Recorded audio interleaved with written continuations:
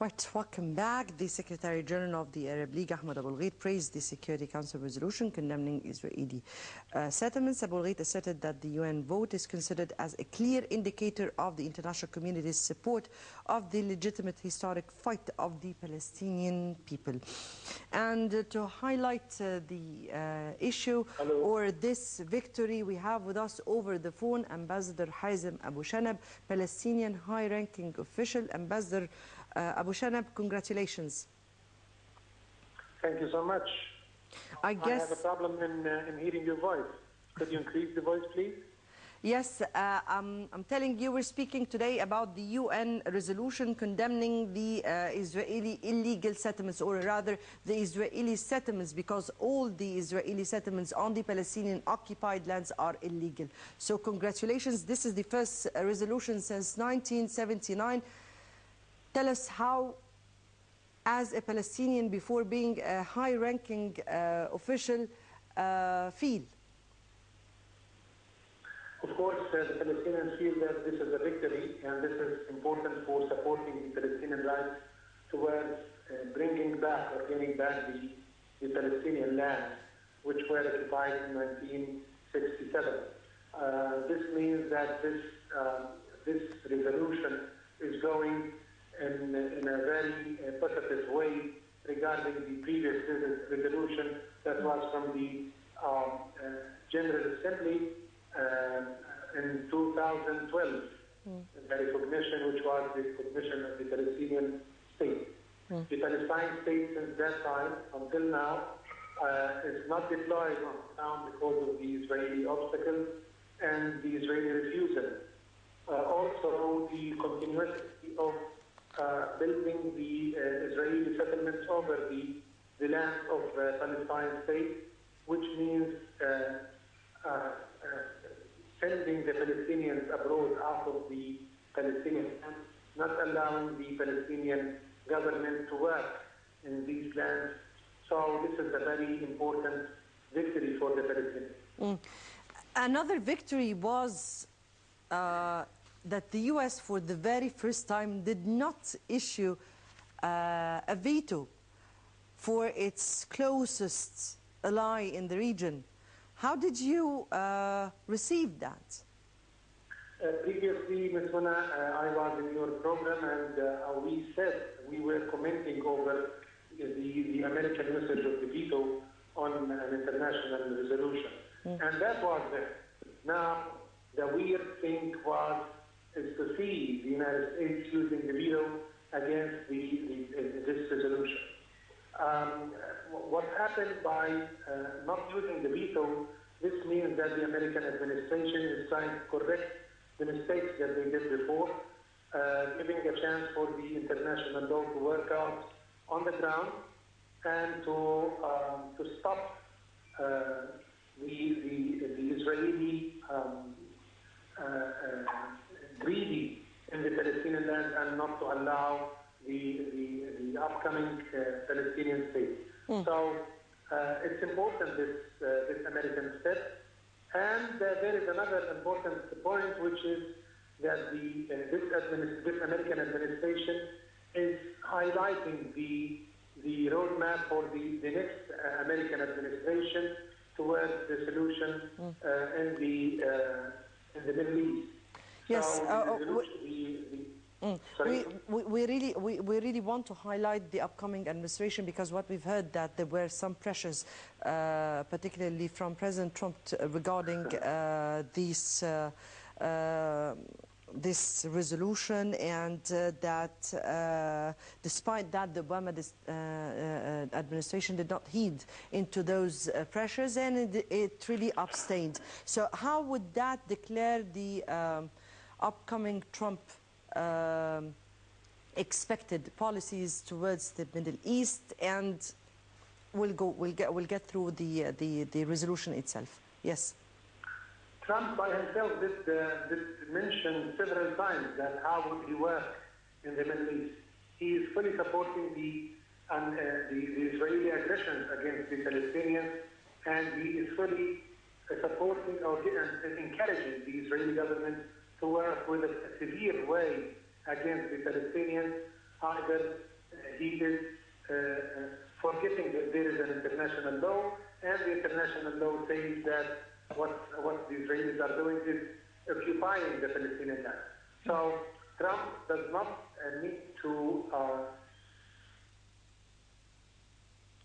Yes? Hello? So I guess we lost Ambassador Abu Shanab until we get him once again.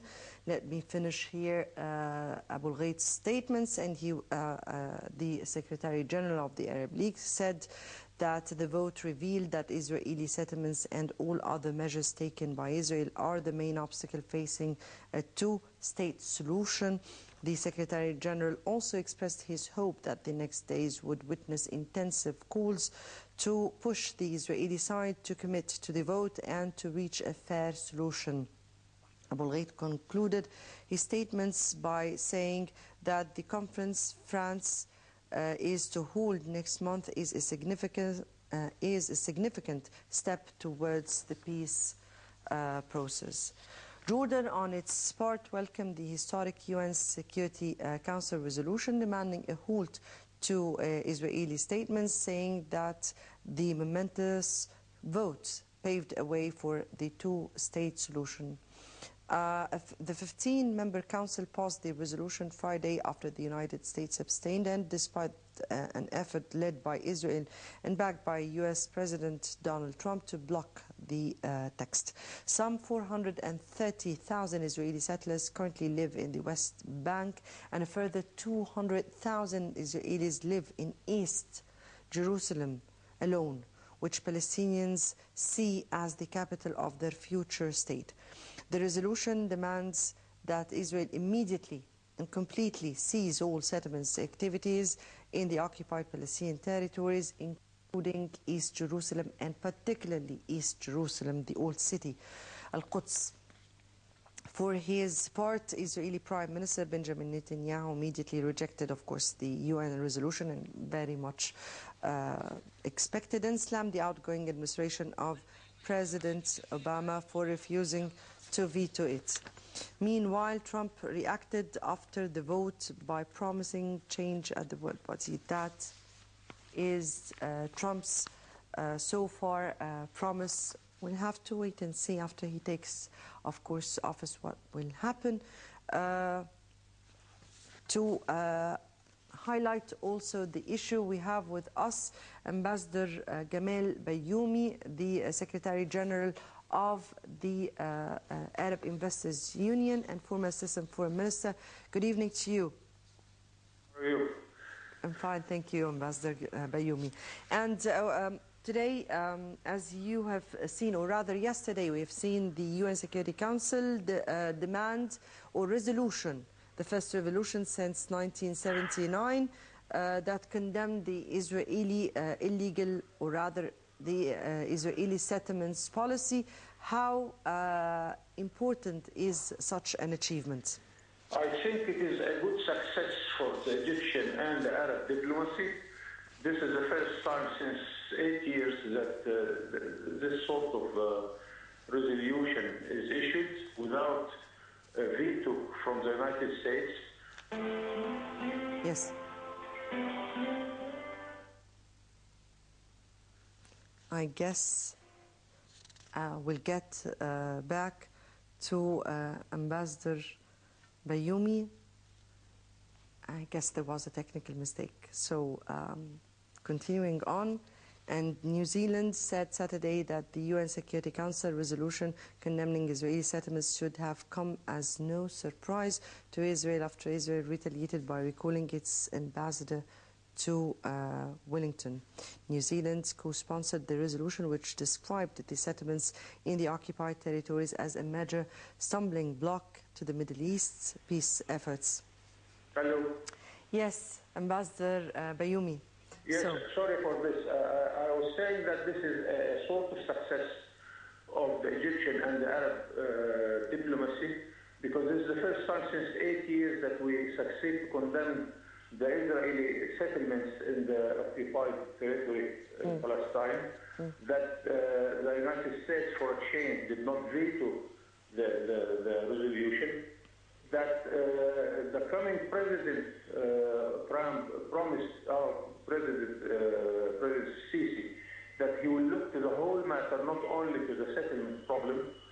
So I think this is a good start for the Palestinian question. Mind you that the representative of France also declared that France will invite the whole parties for a conference in Paris mid-January. This will revive the Palestinian file again, where it was really freezed for years now. And I hope this will be a sort of international pressure on the Israeli government in order to come to the negotiation and start to recognize that this is the only occupation in the whole world now, and this has to be stopped anytime. Ambassador Bayoumi, how do you view the ability of Israel? We know that Israel has refused totally to recognize the resolution, as has always did with all the UN Security Council resolutions. How do you view the ability or the capability of Israel to really submit its bid for a UN Security Council membership? Of course, Israel is depending on the American support in its position. But I don't think that they can continue like that, because this will be affected by the American-Arab relations also, the American-Egyptian relations. And I am quite confident as a diplomat that the Palestinian question is very fair. We have a very fair question, and nobody can challenge us that we have no way to solve this problem. So yes, let us wait and see until the new presidency in the United States comes. And we shall see that Israel lost already some of its friends. They cut relations with New Zealand. They are threatening Senegal. Can Israel continue to work against its good relation with the whole world? I don't think so. So let us wait and see.